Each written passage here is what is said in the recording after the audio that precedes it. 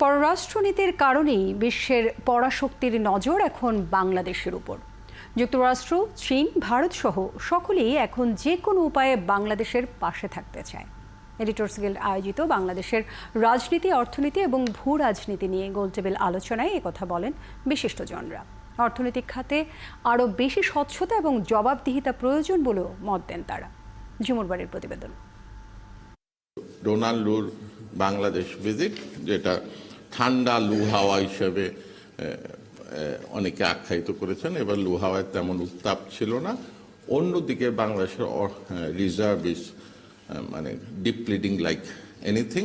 সকলের সঙ্গে বন্ধুত্ব, কারো সঙ্গে বৈরিতা নয়, এই পররাষ্ট্রনীতির সফল বাস্তবায়নের রূপই হচ্ছে ভূরাজনীতিতে বাংলাদেশের এখনকার অবস্থান, যেখানে উন্নয়ন সহযোগী হয়ে সকলেই রয়েছে বাংলাদেশের পাশে।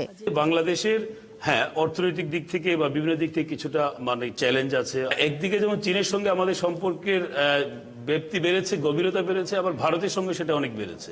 মার্কিন যুক্তরাষ্ট্রের সঙ্গে অন্য দিক থেকে আমাদের সম্পর্ক অনেক শক্তিশালী। যারা বাংলাদেশের মতো, তাদের অন্তত 5টা শত্রু ভাবাপন্ন দেশ নাই। বাংলাদেশের যদি বলেন, সেই ক্ষেত্রে মায়ানমার বলতে পারেন।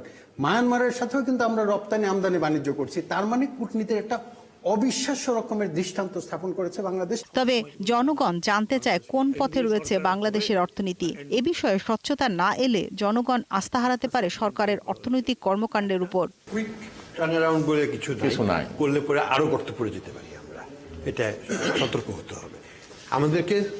সবসময় পড়ার সময় ধস নামে, ওঠার সময় আস্তে আস্তে উঠতে হয়, শ্বাস নিয়ে, যাতে আমি দমটা শেষ না হয়ে যায়, আমি যেন মরে না যাই, উঠতে চাই। কাজে আমাকে স্টেডি, স্লো বাট স্টেডি প্রোগ্রেসে আবার উপরের দিকে যেতে হবে। আগে এখন ফাউন্ডেশনটাকে ঠিক করে নিতে হবে। ফাউন্ডেশনটাকে ঠিক করার মানে কি? অর্থাৎ আপনি যেটা বললেন যে 5 থেকে যেন আমি 4.5 নামি না যাই, সেটাকে আগে ঠেকাতে হবে।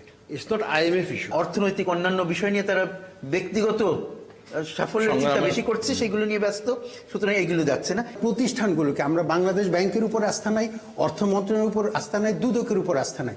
প্রতিষ্ঠানগুলোকে আমাদের ঠিক করলে পরে বাকি জিনিসটা হয়ে যাবে। সবকিছু নির্ভর করবে আমার এখানে সুশাসনটা আছে কিনা, আমি নিশ্চিত করতে পারছি কিনা যে এখানে যে ইনভেস্টমেন্ট করবে এটা দুর্নীতি বা অন্য জায়গায় এটা কয়েকজন 10 জন বা 15 জন বা 20 জন হোক, তাদের দ্বারা এটা বাইরে যেন না চলে যায়। দায়বদ্ধতা নিশ্চিত করতে হবে এবং জবাবদিহিতা। এটা যদি আমরা কি আমলাতন্ত্রে, কি রাজনীতিতে এটা যদি নিশ্চিত করতে পারি, আমি মনে করি সামনের দিকে আরো ভালোভাবে আমরা এগিয়ে যেতে পারবো। মার্কিন সহকারী পররাষ্ট্রমন্ত্রী ডোনাল্ড লুর ঢাকা সফর কোনোভাবেই হঠাৎ নয়। তবে যুক্তরাষ্ট্রের আধিপত্যবাদের চেষ্টা ছিল বাংলাদেশের উপর, যা সফলতা পায়নি বলেও মন্তব্য করেন বক্তারা। এইবারের সফরটা একদমই রাজনৈতিক ছিল না ওইভাবে, এই কারণে যে কোনো রাজনৈতিক দলের সাথে কথা বলেন। তো এখানে তারা যে খেলোয়াড়দের নিয়ে খেলছিল, সেই খেলোয়াড়দের ভায়াবল মনে হচ্ছে না এখন আর। তো সুতরাং একটাই মাত্র ভায়াবল খেলোয়াড় আছে যাকে নিয়ে খেলা যায়, তাই সেই সরকারের সাথে খেলতে এসছে। ভারতের সাথে আমরা যা করছি, তাদের এখানে নিরাপত্তাটা নিশ্চিত করা হয়েছে। চীনের সাথে আমরা বাণিজ্য করছি, ইউরোপের সাথে এক ধরনের এক্সপোর্ট এন্ড আদার বাণিজ্য করছি। মার্কিন যুক্তরাষ্ট্রের সাথেও আমাদের এঙ্গেজমেন্ট আছে। এবং রোনাল্ডোর এবারের সফরে হাসি ঠাট্টা যাই করি, মূলত বাংলাদেশের পররাষ্ট্রনীতির বিজয় হয়েছে। সেই ঝুমুর বাড়ি, 71, ঢাকা।